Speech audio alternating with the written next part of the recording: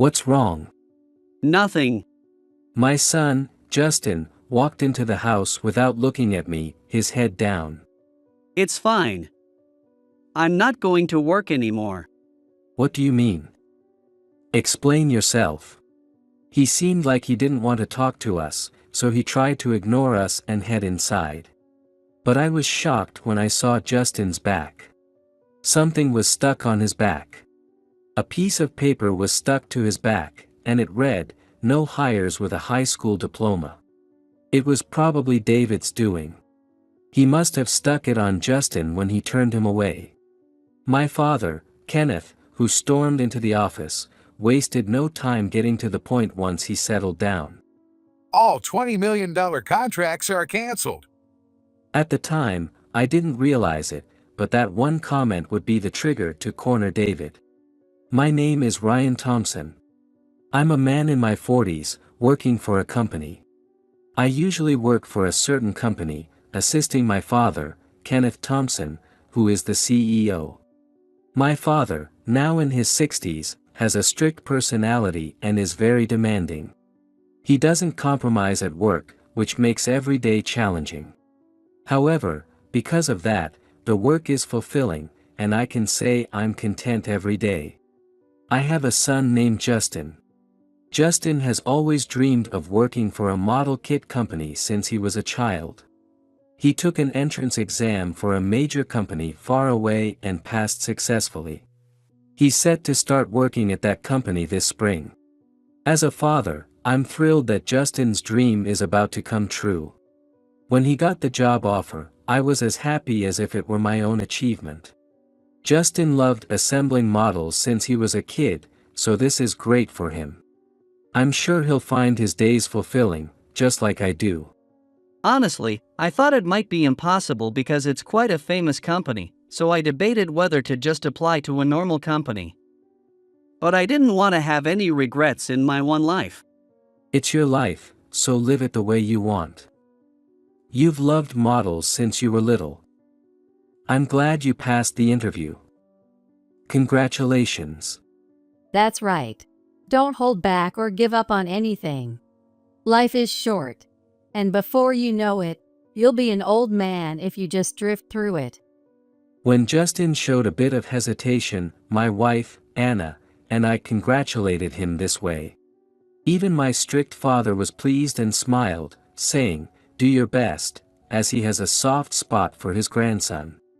Justin had already been assigned to a department, greeted his new workplace, and said he had to attend the orientation next.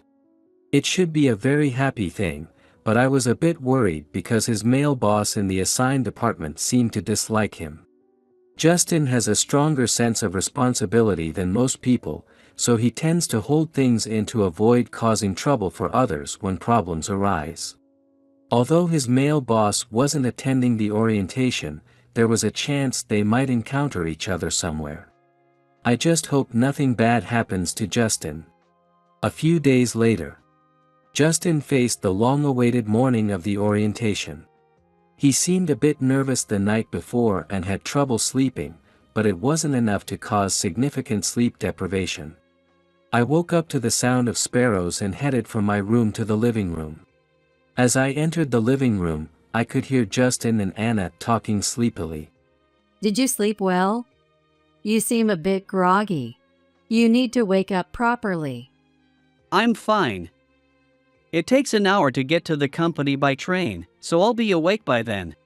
When I greeted them and entered the room, Justin, who had just woken up, was sitting at the table. "Good morning." Oh, good morning. You're up quite early today. Well, it's Justin's big orientation day today, after all. Even though it wasn't my own event, I was so nervous about Justin's big life change that I couldn't sleep. By the way, my father, who lives with us, wakes up extremely early. So by the time we got up, he had already left the house. As the CEO of the company, he must have a lot to do. While I was thinking about this, Anna brought over the plates she had prepared for breakfast. There were 2 slices of bread, a fried egg, and bacon for me. I took the plate from Anna and made a sandwich out of it. Justin, are you all set? You haven't forgotten anything, right? Can you properly introduce yourself to the other employees? Of course. I've been preparing for this day for a long time. I asked you and Mom to help me practice interviews so much. And you helped me check my belongings too. That's right. Yesterday, you were so eager, Justin. Yeah, you were like a little kid. We laughed, and Justin retorted with a pout. That morning, we had no idea what was going to happen later. The three of us casually enjoyed breakfast together. After breakfast, Anna joined us at the table, and we watched TV in the living room. The news had just ended, and a quiz segment began. It was about dining etiquette and trivia. Since I was familiar with the questions, I answered them easily. That's called a finger bowl, used to clean your fingers. I didn't know that existed. By the way, for the question just now, it's common knowledge to use utensils like knives and forks from the outside in. Anna was impressed, and Justin was surprised, making me feel a bit proud. The trivia on TV seemed unrelated to our daily lives. But due to my job, I had many opportunities to learn such things and remembered them well. After answering a few questions, the quiz ended, and the next segment started. Taking that as an opportunity, I asked Justin something that had been on my mind. By the way, you greeted your workplace the other day, right? How was it? It was fine. The atmosphere was good, and everyone was kind to me. No problems at all. That's good, but if any trouble arises, like someone harassing you, make sure you talk to someone about it. I know. There are no problems. When I last asked, he seemed worried about his boss, but maybe that issue had been resolved.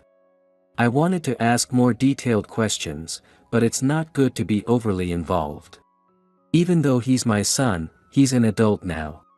We should only step in when he asks for help.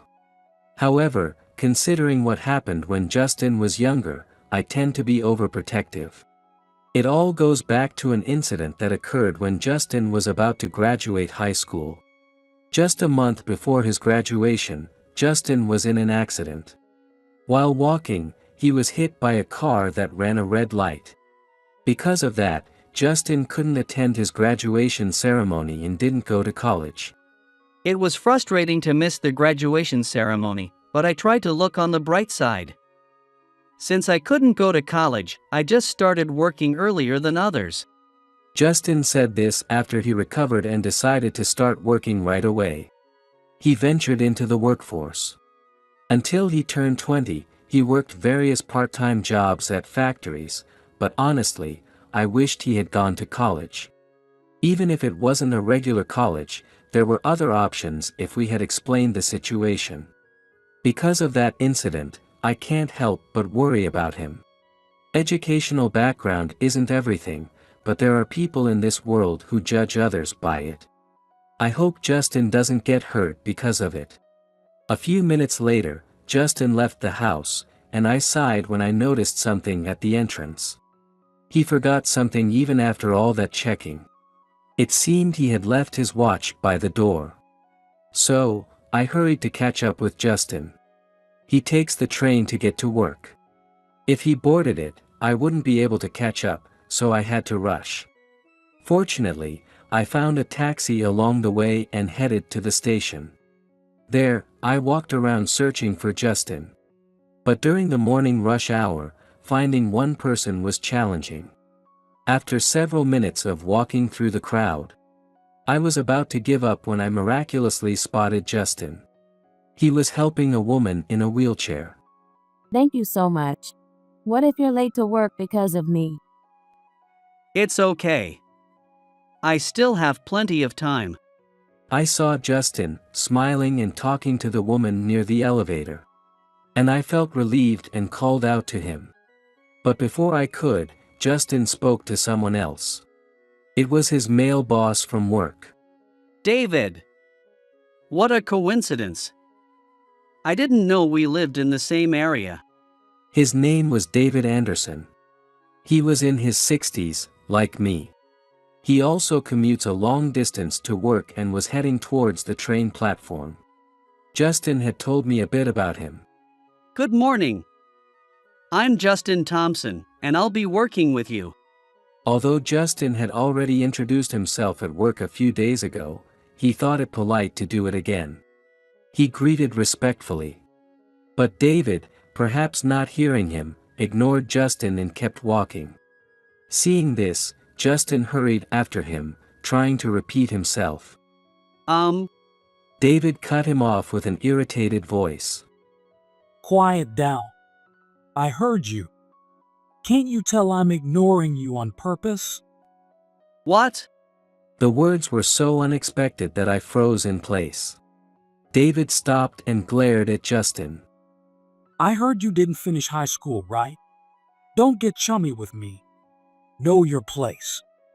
I just wanted to greet you. Justin wasn't being rude. Yet, being a high school dropout seemed to be enough reason for such disdain. Until this morning, Justin had been looking forward to working at his dream job, but for something like this to happen is just too much. To face such hostility from a superior at the same workplace. You shouldn't have even joined. Someone like you, from the bottom rung of society. I was strongly against it, but what was HR thinking? Justin seemed to be desperately trying to think of ways to show his value and good points. He opened and closed his mouth several times, trying to say something, but no words came out. Don't think for a moment you can find any sympathy here. If you join the company, I will make sure you and your family suffer. My parents are well connected in this community. It would be easy to spread rumors. Later, I heard that David's parents were teachers who had many connections in the local area. They had taken care of many students and had established ties with influential people throughout their careers. If David's family spread malicious rumors, many people would undoubtedly hear them. His parents were not actually such people, but neither Justin nor I knew that at the time. So, both of us were bewildered. I just wanted to get along. Justin said, his voice trembling and tears welling up as he looked down. Justin was never someone with a weak mentality compared to others. But bringing up his family had probably troubled him deeply. Even the president, Charles, would be annoyed to have someone with just a high school diploma join the company. The president might welcome such people publicly due to his position, but there's no way he would write on job postings that low education individuals should not apply. David was talking about their company president, Charles Brown. Charles was a good man who believed in giving everyone a second chance, offering re-employment opportunities to various people. In fact, I knew him well. He would never judge someone by their education. But David, who was distant, couldn't understand my thoughts. I could only watch as Justin, shocked, trembled. I wanted to rush over and cheer him up, but a parent shouldn't interfere more than necessary. So, I clenched my fists and continued to watch. Eventually, Justin regained his composure and looked David in the eye to speak. You don't have to like me. Just let me work at the same place. I will do what I'm told and won't be a burden. Justin kept saying that he hoped not to be rejected just because of his low education level. He repeatedly tried to persuade David, looking straight into his eyes. However, it seemed David's heart didn't budge an inch. Is that all you have to say? He looked at Justin with a face that showed utter disdain. David grabbed Justin's shoulder. Not to encourage him or accept him as a low-educated person. It was a gesture to reject Justin as a person. Just looking at you is unpleasant. I can't stand working in the same department as you. With that, he turned Justin's body towards the station exit. Seeing this, I hurried home. Justin would probably come back home. I had to be the first to welcome him and offer words of support. As I quickly walked away, I heard David's cold voice. Someone with just a high school diploma shouldn't waste any more of my time. Go home now and find another job. I wonder how Justin feels right now. What expression does he have as he walks? I wanted to check, but I couldn't call out to him here. He has his pride and wouldn't want to be seen in such a pathetic situation. So, all I could do was go back home. Clenching my fists in frustration at my helplessness, I thought about what to do next. If Justin talked to me about it when he got home, I had to be there for him. As a father, I decided to do everything I could. After about 20 minutes, I got home and explained the situation to Anna while we waited for Justin. Honey, what's with that scary face? What about the forgotten item? Actually, a lot happened. Anna, who had been holding a fancy suit for a company party, was stunned after hearing my story. Then, she immediately showed her anger. Normally calm, Anna couldn't hold back this time. That's terrible. Justin must be really hurt. Yeah, I want to help him as much as I can, but it's up to Justin's choice. As we talked, Justin soon came home. I quickly grabbed my briefcase, pretending I was just about to leave. In my hurry, I forgot to put away the party clothes, but it seemed Justin didn't notice. Justin avoided looking at us. Justin, weren't you supposed to be at work? Pretending to know nothing, I called out to Justin. But he seemed too drained to respond. He just stood there in silence. Anna, trying to help, spoke up next. Did you forget something? If so, you need to hurry and get it, or you'll be late. It's not that. It's not. Finally speaking, Justin looked at me with a face on the verge of tears. I prayed silently, hoping he would talk to me. What's wrong? Nothing. Justin, looking down, walked into the house. It's okay. I'm not going to work anymore. What do you mean? Explain yourself. He probably wanted to ignore us and go inside without talking. But I was shocked when I saw Justin's back. Something was stuck on it. A piece of paper was taped to his back, and it read, "No high school dropouts allowed." It was probably David's doing. He must have stuck it on Justin when he turned him away. I held the paper in my hand, praying that Justin would turn to me for help. Aren't you going to say anything? Do you really think we're that unreliable? Seeing my expression, Justin started to cry. It seemed my feelings had reached him, and he began to talk about everything. I comforted him, holding him close. There are things in this world that one cannot handle alone. So, relying on someone in such situations is not a bad thing at all. I made sure to convey this to Justin. A few minutes later, after hearing Justin's story, I called my father. Even though he was already at work, he promised to help his grandson. I couldn't just sit and do nothing either. After giving Justin his forgotten watch, we quickly left the house and headed to Justin's workplace. However, Justin felt terribly guilty about causing trouble for me and his grandfather. As soon as we boarded the train, he apologized. I'm sorry, Dad. It's pathetic that I can't handle my own problems at my age. That's not true. You've grown up to be a thoughtful and caring son. I would never blame such a proud son. Besides, this time, the other side is being unfair. There's no shame in asking for my help. I patted Justin's head, comforting him. I remembered the time when Justin, lying in bed with an injury, looked so apologetic. Even as an adult, Justin is still my child and someone I must protect. After about an hour of traveling, we got off the train and headed to Justin's workplace. When I introduced myself at the reception, we were immediately shown to a meeting room. There, we were joined by my father. It was quite something to see 3 generations of our family gathered in another company's office. Why did they respond so quickly after I gave my name at reception? Are you and Grandpa hiding something from me? Justin seemed surprised at how quickly we were accommodated. While we were talking, the office became busy, and a man appeared. He approached us nervously. It was the president, Charles Brown, with whom we had many dealings through work. Without wasting any time, my father got straight to the point once he settled down. We're canceling all $20 million contracts.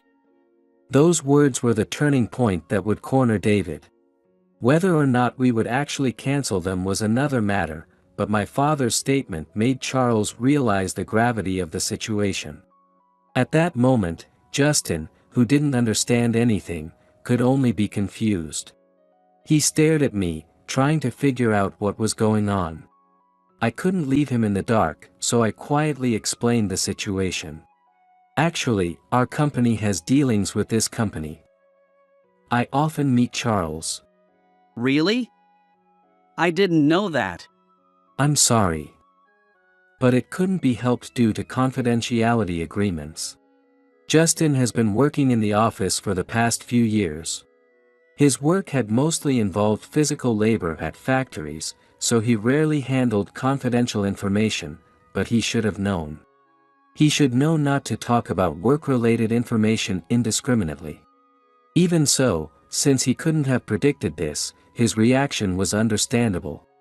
After all, neither my father nor I ever discuss work at home.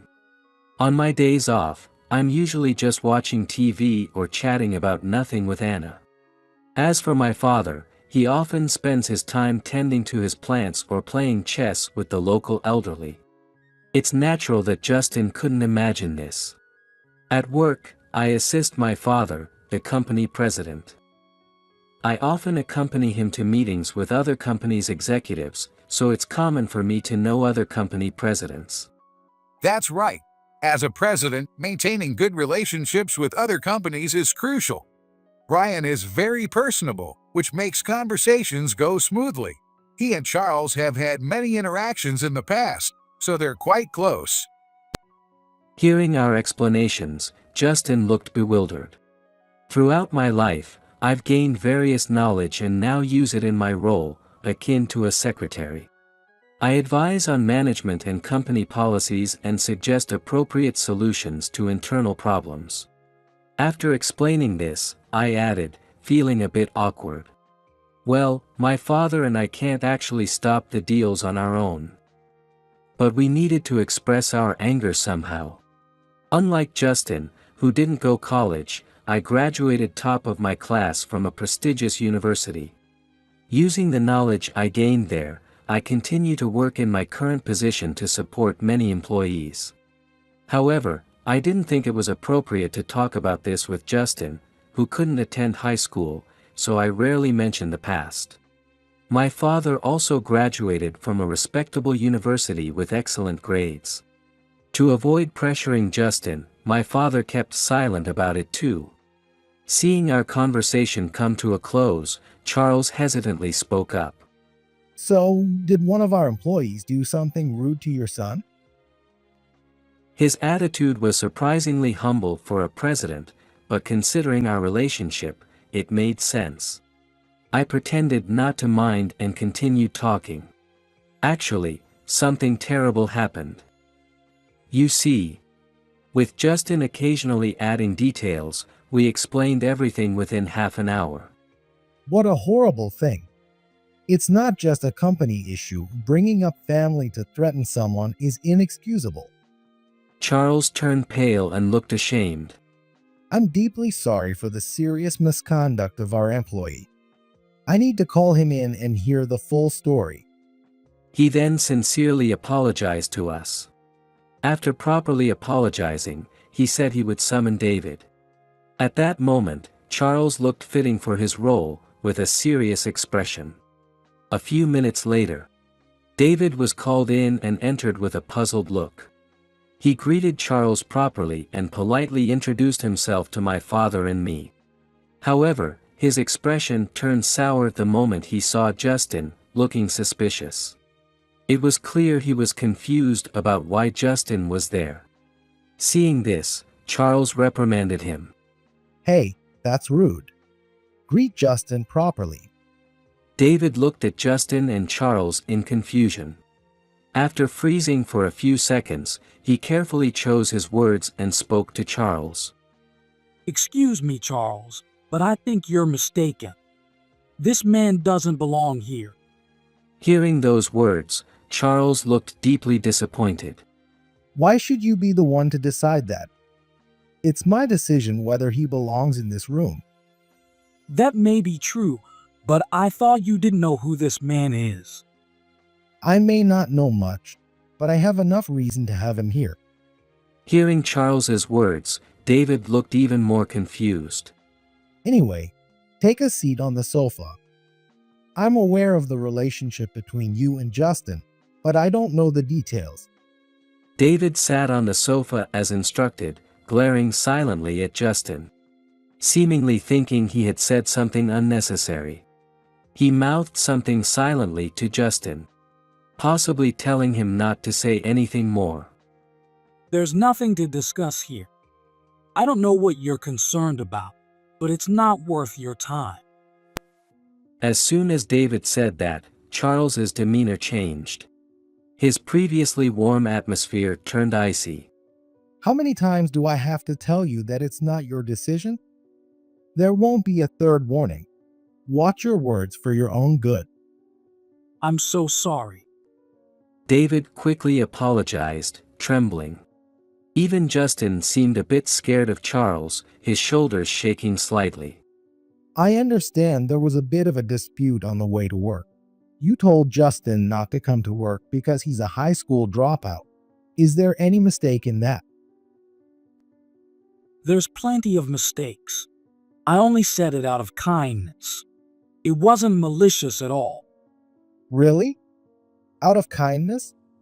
Threatening to spread bad rumors about his family was also out of kindness? Charles's tone was calm, but his demeanor remained cold. His voice was gentle, but his eyes were not smiling, making it even more intimidating. Despite trembling, David managed to make an excuse. That's a lie. I didn't say that. It's absurd to think he couldn't attend the orientation because of a slight reprimand. He's a highly irresponsible new employee, likely lying.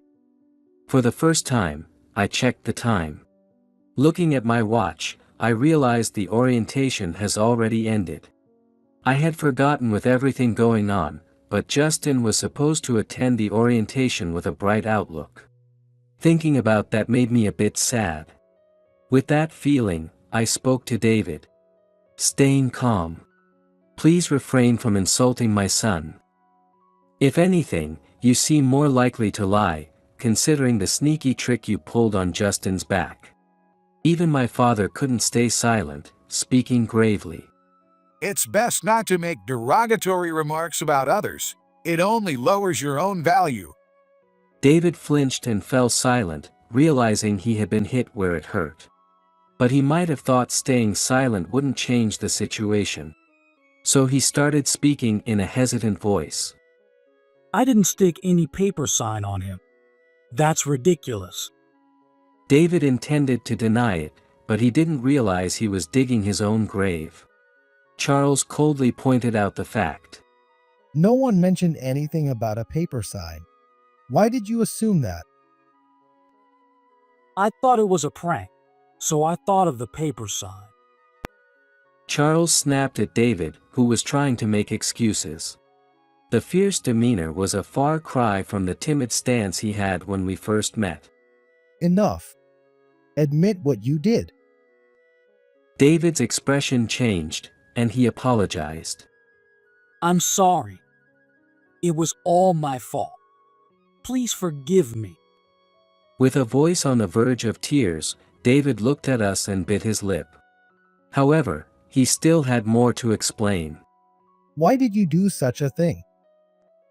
When Charles asked, David began to speak solemnly. It's because he's a high school dropout. Having someone with such low education disrupts our company's atmosphere. They won't be able to handle the work properly. I thought there was nothing good about it. David spoke earnestly, thinking he would gain Charles's approval. His once weak voice grew stronger. My method was immature. I should have used words to make him understand his flaws. But I don't think my intentions were wrong. It seems David fundamentally misunderstands people. Hearing his words, Charles held his head as if enduring a headache. Are you saying that people with low education, like high school dropouts, shouldn't be in our company? That getting rid of them is the right thing to do? So you don't intend to let Justin work here? You understand perfectly, Charles. I'm glad you grasped what I meant so quickly. David, finding hope, brightened his expression, unaware of how Charles truly felt. In fact, Charles sighed deeply in disappointment. I don't understand why you despise low-educated people so much. There are many kinds of people in the world. It's not right to judge them without proper interaction. You can tell without interacting. Low-educated people can't fit into society properly. Hearing David's words, I couldn't help but wonder what experiences he'd had. Had he seen that much bad behavior from low-educated people? It seemed so. There's a bottom-tier high school near my house, so I understand well. They cause disturbances without regard for time, trouble others, and create problems. It was exhausting every day. There are various things to consider, but it's clear he has been troubled by those high school people throughout his life. I sympathize, but it's unfair to lump Justin in with them. I understand your feelings, David, but it's unfair to apply your standards to our grandson. Right, Charles? Yes, I'll impose a small punishment on you for now. But I'm sorry, but this is your first offense. You'll be punished for sending a new employee away without permission, and Justin will also impose a punishment.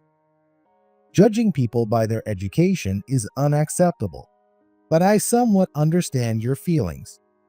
Charles then imposed a punishment of 1 month of restroom cleaning on David. Though dissatisfied, David reluctantly accepted.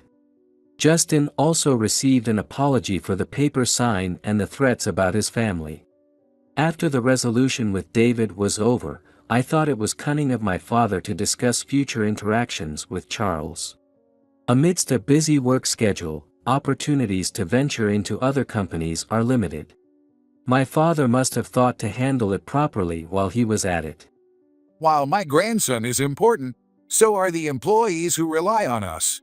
Although we're just moving up the original schedule, we must stay professional and handle our work properly. With this incident, I managed to negotiate slightly better terms for our dealings with their company. There seems to be a lot I can learn from my father, both as a president and as a person. I've been his assistant for many years, but this incident showed me that I can still lose my cool, so I have a long way to go. Afterward, Justin successfully joined the company and started working with David the next day. Justin worked hard to gain his approval. He worked tirelessly in the product development department, coming up with new model designs and brainstorming ideas for new products. He told us that he found his job incredibly fulfilling, much more than his previous work as a regular employee. Justin always had a bright expression when he reported his work to me and Anna. Seeing him realize his dream and work at his ideal job showed me how much it can change a person. However, the initial satisfaction didn't last long. After a while, Justin was only given menial tasks. David, is there anything I can do? I'm willing to do anything. I've told you that you're in the way. Don't talk to me. There's nothing I can trust you with. Justin pleaded with David. However, David, who still harbored animosity, stopped assigning him significant tasks. He probably still believed that someone with low education was useless. It was foolish thinking. But his colleagues didn't accept David's viewpoint and criticized him. Poor Justin. He works so hard, but isn't given any real work. It's terrible to judge him just because he is a high school grad. Why doesn't David see that? You can't measure a person's true worth by their education. We know Justin is a capable person. Saying he's useless is just David's biased view. According to Justin's colleagues, no one in that department had ever come from a lower educational background. They unanimously felt David was out of line. They never thought David would harass someone like this. He's usually kind to those with similar educational backgrounds. This incident made him realize his skewed values, and he was shocked. Were my thoughts not normal? Everyone I've spoken to has always agreed with me. His past associates shared his views, which reinforced his thinking. As a result, he started to reflect on his actions. David requested a demotion himself. That's not all, he also requested a transfer to another department.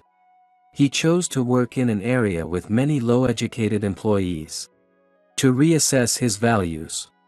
Although it seemed extreme, he didn't want to go easy on himself. In this new environment, he struggled initially but was helped by his colleagues. Despite the challenges, he realized his mistakes and worked hard every day, reflecting on his actions. Justin later told me about this. A year passed. Today was the anniversary party for Justin's company. Being a large company, the event was held in a spacious hall at a hotel. Invited along with other guests, my father and I met David again for the first time in a year. He had changed significantly from the person he was before. It had been a while since David and Justin had seen each other. After talking about their recent experiences for a while, David suddenly apologized. I'm really sorry for what happened back then. I was wrong. Please forgive me. He seemed to have been having a tough time every day. At work, he often needed help from his colleagues, and he even got injured when he was still getting used to things. When his colleagues found out that he used to judge people by their education, he was ostracized. On top of that, he faced a lot of trouble when he incurred the wrath of a senior executive's son. He had even been threatened with harm to his family. Experiencing the same thing made me understand how Justin felt. I was really terrible to you. I'm ashamed of my actions. However, it was evident that David had grown significantly as a person after overcoming these troubles. For both Justin and David, the events of a year ago were not pleasant. But that experience was probably necessary for their growth. By the way, my father and I also spoke with Charles for the first time in a while. You've become more resilient. I'm surprised to see how well you're handling your role as president compared to a year ago. It's all thanks to Ryan helping me out when I was a rookie. He really saved me back then. Tell me more about that. I'm very interested in hearing about my son's achievements. I recounted to my father how I had helped Charles when he was an ordinary employee. Teaching him various social norms when he didn't know left from right felt like a distant memory. I see. So that's what happened. Justin has grown into a responsible and family-oriented person, and you've become someone who values relationships. Hearing it like that is a bit embarrassing. Ryan has really helped me a lot. I used to live a sheltered life, protected by my parents. When I entered the real world, I was clueless. If I hadn't met Ryan by chance at a bar back then and learned so much from him, I wouldn't be where I am today. I used to think he was a helpless young man, but he became a client of our company and is now a president. Not only that, he's now the president of the company where my son Justin works. It's amazing how connections between people can unfold in unexpected ways. After enjoying the party, I returned home and had various conversations with my family. I couldn't have imagined a year ago how much Justin would grow. He learned to rely on others and stopped bearing everything on his own. Now, Justin plans to give us a trip as a gift. Dad, Mom, and Grandpa, let's go on a trip soon. I got tickets for a nice hotel and a leisure facility. Please keep your schedules open. You've really grown into a family-oriented person. But for now, just focus on getting used to your job. That's right. We're just doing what parents should do. It's been a year, so it's enough. Justin is truly a kind person. Responsible, and family-oriented. He also has empathy for those in trouble. Since Justin has gone to the trouble of getting us these tickets, I should make sure to clear my schedule. You're a busy president. Will you manage? I'll do my best. It's a precious gift from my grandson. Many things will happen in the future. But I'm sure Justin will overcome them with the help of others. People live by helping each other. David, too, overcame his flaws thanks to the support of Charles and his new colleagues. No matter the difficulties, I believe that continuing to fight without giving up will help overcome them.